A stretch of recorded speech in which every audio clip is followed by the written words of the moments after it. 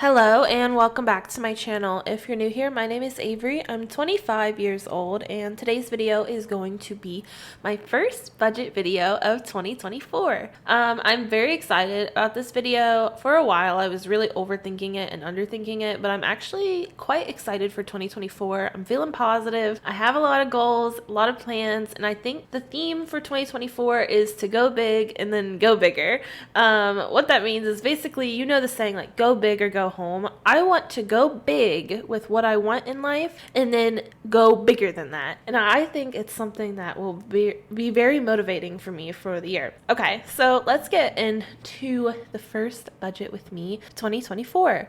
So in today's video, we will be budgeting $3,360.87. I'm doing this in the budgeting software YNAB, or You Need a Budget. YNAB is a budgeting software that I have been using for a little over 2 years now, and I really do think it helps me with my finances. So if you're looking for a budget software or a budgeting app, because you can budget on like your phone, I will leave a link down below for a 34-day free trial. If you decide to subscribe using my link, you will get a month free and I will get a month free. So thank you if you decide to do that. Let's go ahead and get into it. Before I start, I want to go briefly over how I have adjusted my categories for 2024. How I've done it in the past is a lot of my categories usually do not have a specific target to them if it's not like a monthly bill or expense. So if I have like a long-term goal with no set timeline, I don't have a certain monthly goal associated with it on YNAB. The first thing I decided to change on my budget, it was to create more of a monthly savings goal or a monthly spending target for each of my categories. And you can tell that over here in the auto assign function on YNAB. So between all of my categories, it's $2,736.62 that I need to assign. That being said, of course, once I actually get into each specific category, I will always be flexible or be more loose with like how I assign money depending on what I know is in store for me for January. When it comes to specific categories, I decided to reorder everything. Previously, at the very top, I had a focus on now category, and the reason why I got rid of that is not because I didn't like it, it's simply because I just feel like my focus should be more holistic and on everything, and I wanted to have more of an organized and structured budget, like I mentioned with the monthly spending targets, so I decided to move everything around and basically put it in order of importance. So if we look at these different categories, the first one is housing, which makes sense when you think about it, because if you don't pay your rent or you don't pay your mortgage, you have nowhere to live. So it doesn't really matter what else is going on in your life financially if you can't afford to live somewhere. Moving on from that is food. So for food, that would make sense because if you're not staying alive if you don't eat. So I wanted to make sure food was up there. Following that, and actually I'm going to change the order of these, transportation will go in third, because with transportation, like you get to and from work, to and from activities. If you're not getting to work, if you have to go into the office, of course, if you work remote, then obviously you don't really have to worry too much about transporting yourself anywhere. But if you do go into the office like I do, you need to have money set aside to get to and from the office, or else you don't have a job, which means if you don't have a job, you don't have any money, which means, well, now I'm like, maybe transportation is number one, but yeah, it's pretty important. Moving on from that, my next priority is my 7-month-old Shih Tzu puppy named Cece.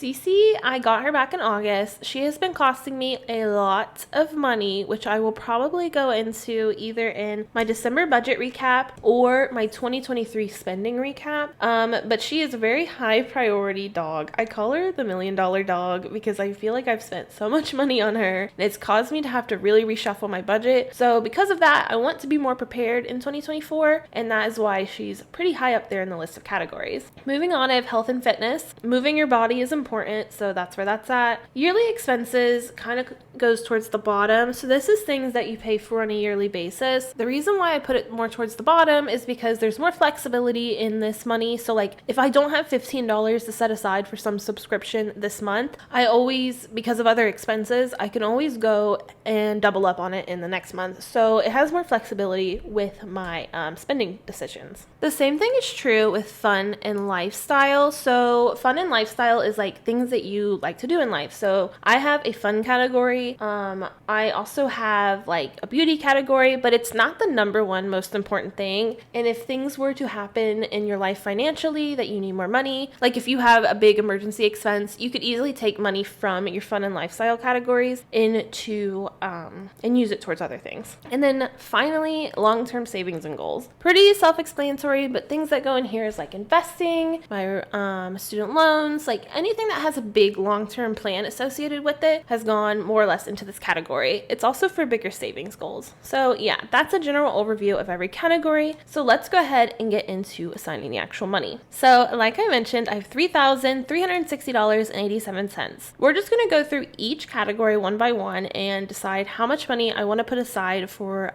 each expense or each goal. So pretty straightforward. I need to put money aside for rent. I do live with my boyfriend. We live in a 2-bedroom, 1-bathroom, like flat, more or less. Like we have the first floor of a house. So my portion of the rent and the utilities is $672.50. So that's pretty straightforward. Moving on from that, I have household expenses. So think of things like toilet paper, dish soap. I just bought dish soap today. Paper towels, things like that come out of this category. I like to do this as opposed to taking the money, like lumping it all together with my groceries, just because it's easier for me to see how much I'm actually spending on it. So I like to put aside $25 for that. And this is something that tends to roll over month to month if I have any extra money. But it's also one of the first categories I'll pull money from if I know I need the money for something else, simply because like it's pretty easy to tell if you're going to buy any more like household goods or household products. When it comes to phone, I decided to upgrade my phone plan. I use Straight Talk, which it's fine, but there is cheaper options available and more expensive options available depending on what you're looking for. But with Straight Talk, they have a few different like phone plans. And previously I was on a 10 gigabyte per month plan, which worked okay, but really I was using that plan simply because I had started it when I was making less money. So I was trying to find ways to cut costs. Now that I have been in this role for like a year now, I did get a promotion right around this time last year that caused a bump in my salary. I have finally decided to upgrade my phone plan. So that being said, instead of it being like $35 a month, it's $46.63 now. So that's what I'm going to put aside here. The next section of the budget we'll go into is my food category. So the next section of the budget that we'll go into is my food categories. So I have 2 food categories simply because I like to split these up to see how much I'm spending in groceries and how much I'm spending in dining out. So with groceries, I've been going to the grocery store, but I've also been using everyplate every other week or so. Every other plate, I guess, if you will. But basically that is more of a budget friendly, I would say, meal delivery service. The meal options are a bit simpler, a bit less ingredients. But it's still very good value in my opinion. I've been getting 4 meals plus an add-on steak and with shipping, it's $67.48, something like that. But it gives you 8 servings. And then I like to take the steak and do 2 more servings out of that. I just pair it with like a vegetable that I have in the fridge. And basically I'm getting 10 servings of food or 10 meals for about $68. So that is something I've been doing each week. I have to be careful because I can't do it every single week simply because if I do, the budget for groceries kind of goes higher than I would prefer it, but I do like the variety of EveryPlate and just the meal delivery services in general. So I want to make sure I have money set aside to do that. So all that to be said, I've kind of landed on $250 currently for my groceries category. And then with dining out, one of my main goals for 2024 is to reduce my dining out spending. And I think I say this every single month. And this is a very common goal for a lot of people when they first start budgeting or when they are tracking their spending. You realize that it's very easy to quickly get out of control with your dining out or taking takeout, but getting a coffee and like a bagel, like whatever it is. Those transactions really do add up. It also means that's the first category that you try to reduce your spending from because it frees up that money for other things. That being said, I'm thinking for dining out, I need to be as realistic as possible with my eating habits, my dining out habits, everything like that. So for now, I'm going to leave it at $200 a month with a vague goal to try and scale it back, maybe $10 or $15 each month, and see how I do. The next section that we'll go through is transportation. So I have 3 categories in my transportation section. I have just general transportation, which includes like gas, public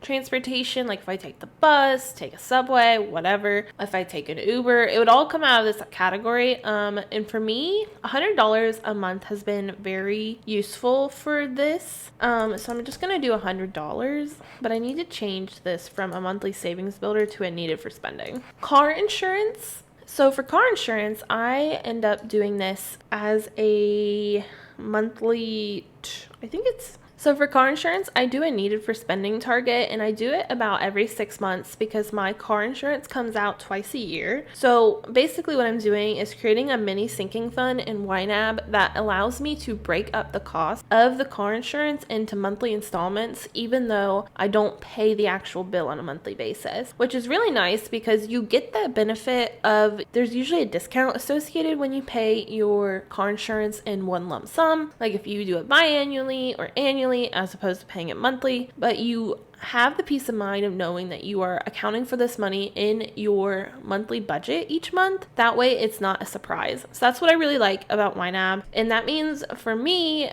if I'm doing $500 across 6 months, I need to put $83.33 into this category in order to stay on track with my car insurance target. When it comes to my auto maintenance category, I actually like to do a savings builder for this because I use this category as a sinking fund. So for me, I try to put aside $50 each month into this category with the goal of growing this balance over time. And of course, if I have expenses that come up, I like to take the money from this category. And what's nice about it is since I've been incrementally saving over time, I'm never having an unexpected like $700 expense that I can't account for or mostly account for because I already have the money set aside in my bank account and in my budget for those types of scenarios. So for me, $50 a month has really been working for this. But for you, if you have like goals such as like buying a new car, say you want to do a down payment or do it in cash, the savings builder is really nice for this because it allows you to save the money over time. There's also another one that is a savings balance. So if you have a large goal, like say you want to pay your car completely in cash, buy a new car, you could do a savings balance and it helps you save the amount over time.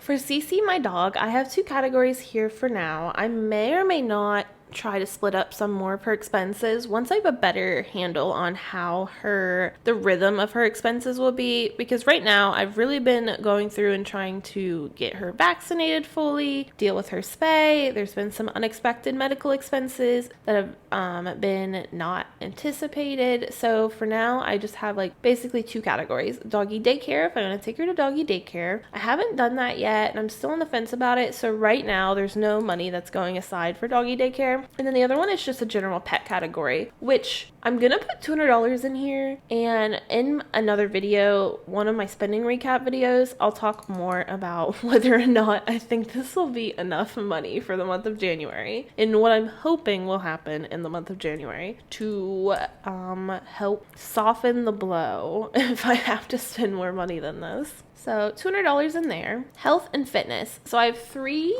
categories in this section of the budget. There's my general medical category. So I have some chronic medical expenses that seem to just require more or less monthly or semi-monthly maintenance, whether it be prescriptions or medical supplies, things like that. I have therapy. I like to separate this out from the medical expenses because I have a general idea on how much therapy will cost each month. So for me, it just makes more sense to keep it separate as opposed to like semi-annual medical visits or like doctor visits where those can just come out of the medical category. And then finally I have wellness, and maybe I'll rename this to just spin classes because I like to go to spin classes. So like a cycling studio, and there is a monthly fee associated with it, and it could be considered quite high depending on who you talk to, because as you know, there's many different options for like health and fitness and movement.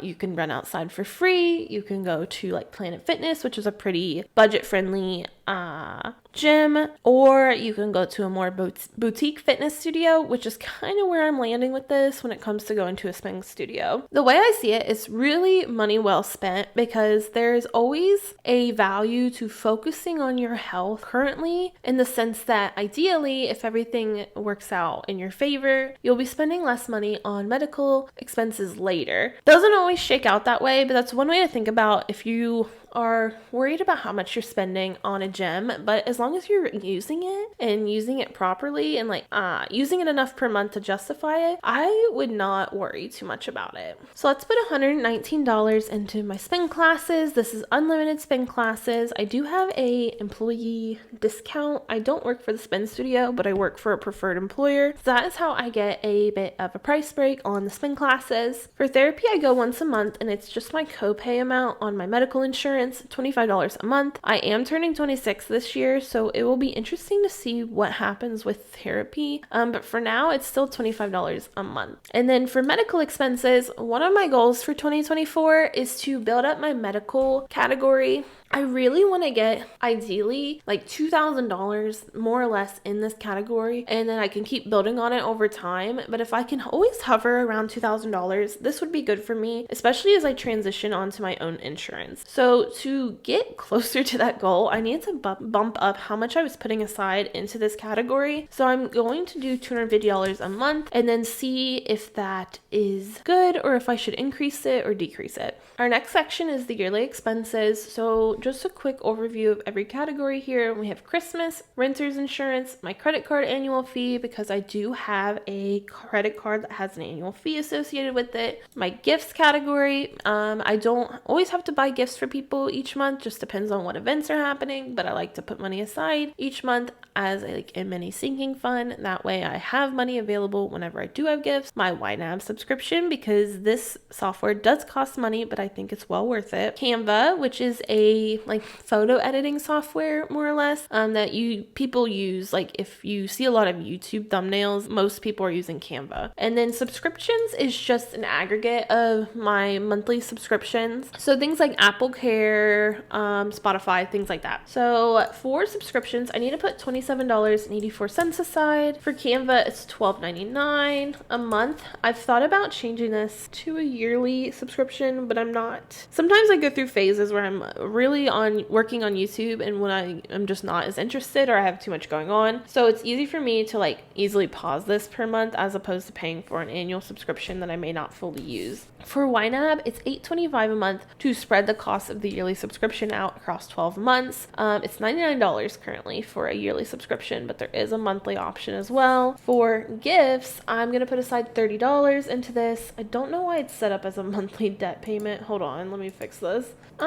Actually, I probably want to do monthly savings builder since I don't always spend the money each month. My credit card annual fee, I need $250 by July 22nd this year. I already have $104 in there, so I just need to put aside $20.83. Renter's insurance, just about $20 a month. If I don't have enough money in this category before the renewal, I will just put the rest in by the month that I have to pay on the renewal of my renter's insurance. For Christmas this year, I'm shooting for $1,000 for a variety of reasons. Honestly, this past month, I didn't spend all the money from my Christmas category, and that is because I ended up shifting most of that money into my dog's medical expenses, which just always something coming up. And I really just wasn't in a big gift giving mood, and I didn't want people to give me a lot of gifts either because there wasn't a whole lot that I needed. So that to be said, I bet this year in 2024 I'm probably going to spend more money, maybe. So I want to be prepared for that, and also I want to make sure I'm accounting for this on a monthly basis. That way I'm not too stressed out like the month before Christmas because I need to find $1,000 in my budget that I don't have. So I'm gonna put $84 in there. So fun and lifestyle, there is a few things going on in this category. We have vacation. I am going on a cruise in March, and I really need a lot of money for this. I've paid the actual cruise itself, but something I have discovered about cruises, which if you've ever been on one, you know, but I've never been on one, so this is my first experience with cruises, is that there is a bunch of hidden costs. You're not getting nickeled and dimed. You're getting like 50 and 100 to death, like on things that you weren't expecting to spend money on. At least I wasn't. So, and combined with the fact that I need to buy a lot of new clothes, or at least some new clothes to wear on a tropical vacation in March, which is not very tropical or warm where I live. So I don't have any clothing for it. Yeah, all that combines to I need to put a lot of money aside in vacation. My haircut, I do this about once or twice a year, but I'm going to put $25 aside.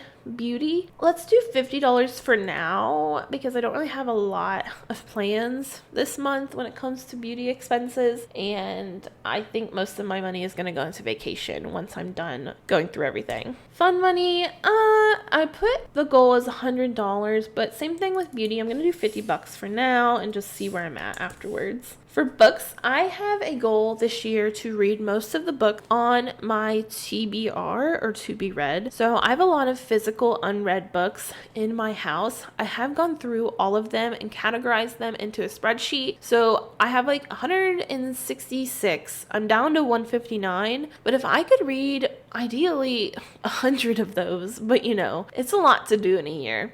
If I could get that number of books down, I can, one, it helps me because I don't have a bunch of things lying around that I have not completed or worked on. Two, it gives me options and freedom and flexibility to read more books without feeling guilt and buying new books. And three, to combine with all of this, I really want to limit my book spending, be more intentional about it, utilize the library more because I do live in an area that has a great library system, a great physical library system, like as in library locations, and also a good electronic ebook library system. So basically my plan for 2024 when it comes to reading is to read as many of my physical unread books as possible. If I do read any new books that I don't already own, try to do it in an electronic format, whether that is an audiobook or an ebook or getting it from the library. And then if I really love the book, I allow myself the option to purchase a physical copy of it. So more intentional book spending.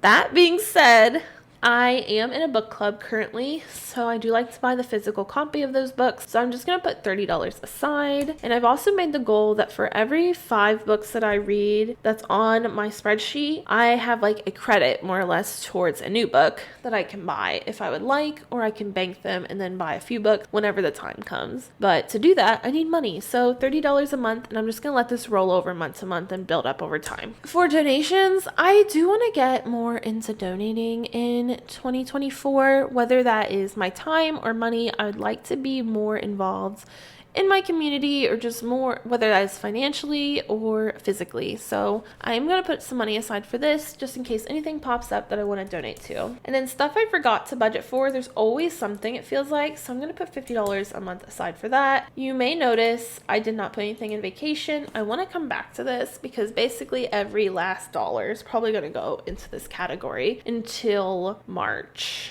Moving on, the last section of my budget is long-term savings and goals. And if you have watched my videos, you may notice that there's a few more goals in here. There's been categories that I've always hidden in my budget because you have the option to hide any categories that are no longer relevant, or they're just completed. You don't have a need for them anymore. For example, I don't have my internet category showing because my boyfriend pays for our internet. That being said, I had some long-term savings goals that were hidden that I decided to unhide because I just want to always have it in the back of my mind that that's a goal, even if I don't have the money this month to put towards it, or I'm just not making enough money at the moment to set aside money for that goal. So these are roughly listed in order of importance. So I have my Roth IRA. My goal for 2024 is to invest 5% of my gross income into my Roth IRA. I landed on 5% because I already have 10% 5% of my gross full-time income going into my retirement account. I have a pension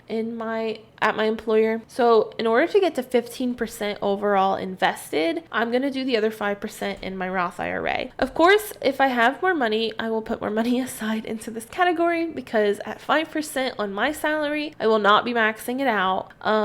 So if I have the opportunity to put more money aside, I definitely will until I can max it out. That being said, I need to put $218 in there this month in order to reach this goal. My student loans are currently on an income-based repayment plan. It renews in August, I think. And with that, I'm sure the monthly expense or monthly bill will go up, because I've had an increase in income from what it's basing it off of for my current year on my monthly bill, if that makes sense. That being said, currently it's $67.45. It's showing as overspent, it's showing as overspent because it's already come out on January 1st. But yeah, when it comes to my student loans, my goal for this, I don't really have one, because there's a lot of things that are up in the air this month or this year so far for me. I'm waiting on some things to kind of shake out and see what happens before I set like a set goal or a set target with how much I want to pay on my student loans. So for right now, I'm just going to do the monthly payment that comes out each month, and then be more flexible throughout the month with my budget. So if I have less expenses in other categories, I can pull money and put extra towards my student loans. Brokerage, at some point I'd like to open a brokerage account and at least put a little bit of money aside into it, but for now let's leave it empty. At some point I'd like to get a breast reduction, just something I'd like to do. So at some point I'd love to put some money into here. As far as the expense on it, no specific date, so it'll just say, hopefully that didn't mess up my budget. No, I don't think it did. So yeah, $6,000 needed eventually. It's the same thing with Invisalign. I'd love to get Invisalign or braces or whatever it is my teeth need. That's probably gonna be another $6,000, but again, I don't have the money at the moment or currently with my current income to put money aside for this. So I just want to have a reminder in my budget that that's eventually a goal of mine. Reimbursements, I just use this category if I pay for something for someone, I'll split the transaction and put their portion into this category, and then they can pay me back more or less. Of course, if someone is paying you over time, you do need to cover the expense in the current month with your own money, basically. As you notice here, I have something listed as a note on this category because two people do owe me money, but I'm not too worried about if I get paid back or not. I'd really like to get paid back, of course, because if you can tell here, I am owed almost $300. I don't have a set timeline for it. Like, I wasn't hurting for cash when I lended them the money. And something with me is when it comes to lending people money, I will only do it if I am at peace with the fact that I may never get it back. Does that make sense? And that's kind of how I think a lot of people should be when it comes to loaning people money or covering something for someone. You need to, one, be financially well off to make that decision to cover the expense or whatever you're paying for. And two, you need to be at peace with the fact that you may never get that money back. And you can't, the three, I feel like the critical point is like, you can't hold it against them, basically. But yeah, just as a reminder for myself, this is listed here. Next month's spending and emergency fund. My next month's spending is just $2,000. This is more or less like my actual monthly bills that need to get paid. It costs about $2,000, and that includes things like food. Like, I need to eat, of course, even if it's not a strict bill. And then for my emergency fund, my final goal for 2024 is I want to increase my emergency fund. So between my emergency fund category and next month's spending, I have $8,000. I want to get this combined total up to $10,000, so I need $2,000 more a month. I've done the math, and I need to put $167 into the emergency fund. Oops, I did 168. 167. So that way, by the end of the year, assuming I don't need to take the money out of this category for any reason, I will have $10,000 combined. And the reason why I wanted to do this is because I've had a lot of expenses that were unexpected at the end of last year with my dog Cece. I ended up covering it from other categories more or less, which is basically why I'm completely depleted when it comes to a lot of my sinking funds. But I want to get more cash on hand personally for the year of 2024. So one way to do it is to put money aside into my emergency fund. Okay, so we have $453.05 left. I'm still underfunded by $75. This is coming from my beauty category and my fun money. I want to go through back to fun and lifestyle and put money into, I think, vacation. How much do I want to do? Maybe $400 minus $187.40 puts me at $212.60 into this category. So now I have $240 remaining. I'm probably want to put an extra, where's it at? I want to put some more money into the Roth IRA, $40.45. That brings me down to $200 remaining and ready to assign. I want to do, I could put more money into fun, I guess. Let's do that. Another $50 into fun money, so it gets me up to my yearly or my monthly target of $100. Maybe I'll put the 25 into beauty. I'll put it there now, and then I'll decide if I want to change that. So I have 125 remaining. I'm gonna put more money into my pet category. Let's do 25, and then let's take a look. So I don't need to do anything food-wise or rent-wise. Transportation is a pretty straightforward section for me. CC probably needs more money, but I'll leave it for now. Health and fitness, I could put more money into my medical category since I do have a goal to get that balance up. Christmas, no, not really a main focus right now since it's January, so I'll just do the monthly amount and nothing more. Fun and lifestyle, let us do, okay, student loans or vacation. Let's think about this. I'm gonna put more money into vacation, not because I want to spend a lot of money on vacation aside from what I've already spent on the cruise, but because I feel like at this point it's a little out of my hands. I've learned a lot from this experience of trying to go on a cruise, and I want to make sure I have as much money set aside as possible. So if I end up spending less than $500, I can always move it, but I don't want to be in a situation where I am putting not enough money aside and then having to move money around, because that was really stressful last month, especially since a lot of the categories I wanted to pull money from, I had already spent the money on something else. So yeah, that's my thought process with that.